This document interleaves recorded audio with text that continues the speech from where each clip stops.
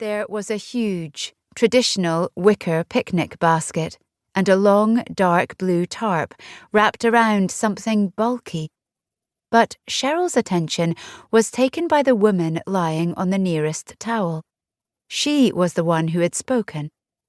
"Nothing, sorry, just wandering about." Cheryl pushed a wild strand of hair behind her ear and slipped her phone back into her jeans pocket. "It's nice down here," she finished. The woman shifted on the towel. She was wearing a vintage-style swimsuit with a navy and white floral pattern, and her long legs were so tanned they looked almost leathery. Her toenails were painted red, and she was rubbing greasy-looking suntan lotion into her thighs. Cheryl could see little of her face. It was mostly obscured by a huge, floppy sun hat. "It's nice for young people, this beach." Her voice was leathery too. "That's why we come here, isn't it, dear?" Cheryl blinked. Neither the woman nor the man with the hammer could be mistaken for young people, even if you were feeling particularly charitable. "My family seem to like it," said Cheryl, mostly to fill the silence. "We all get dragged down here every year." The woman tilted her face up towards Cheryl, and the girl got a brief look at the lower half of it, split into a dizzying smile. Bright red lipstick, the colour of poisoned apples in a Disney film, and a sharp, unforgiving chin. She got a glance at skin that looked wrong, stretched somehow, and then the woman had bent back to applying lotion to her legs. "The beach, the sun," continued the woman, "the sea, candy floss, hot dogs, ice cream. There's nothing else like it. Everyone should get to see the beach, don't you think?" I guess. Cheryl thought everyone should get to see Disney World, not a poxy seaside town on the southeast coast of England. But the woman seemed very taken with the idea. "Even bad girls get to go to the beach." Something about the way the woman said "bad girls" made Cheryl frown, but her attention was taken by the tarp.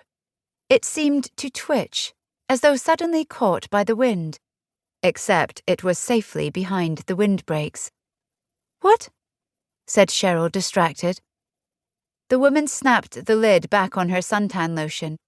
For the first time, Cheryl noticed that there was a small box open by her leg. It looked a little like a larger version of the sewing kit her mum kept in her crafting box, only messier. There was a large pair of scissors with orange plastic handles, several bobbins wound with black and yellow thread, a rusty-looking thimble. It struck her that this was an odd thing to take to the beach, but perhaps that was how the woman relaxed, with embroidery, something like that. "I expect you think yourself too old for the beach," said the woman. She glanced up again, smiling, and Cheryl found herself smiling back. "Too old for sandcastles and crabbing, sweetheart?" "I guess so," Cheryl shrugged. "My cousins still like it, but—" "How old are you, dear?" 15. "You'd rather be on your phone, looking at grown-up things?" Cheryl bristled slightly. This was too close to the regular complaints she endured from her dad about how much time she spent glued to her phone. But the woman was chuckling warmly to herself, as though she were fond of Cheryl and her quirky ways. "You have no idea how very young you really are. That's one of the gifts of the very young. You don't know that the sand is even in your hands, let alone that it is running through your fingers." "Okay." Cheryl glanced over to the tall man, who still hadn't spoken. He was looking off down the beach, as if he'd heard the conversation many times before. "I suppose I should go back to my family. They'll be wanting to get started on their sandwiches." Suddenly, the tarp began to thrash back and forth, so violently that Cheryl felt herself take an involuntary hop backwards. There was a muffled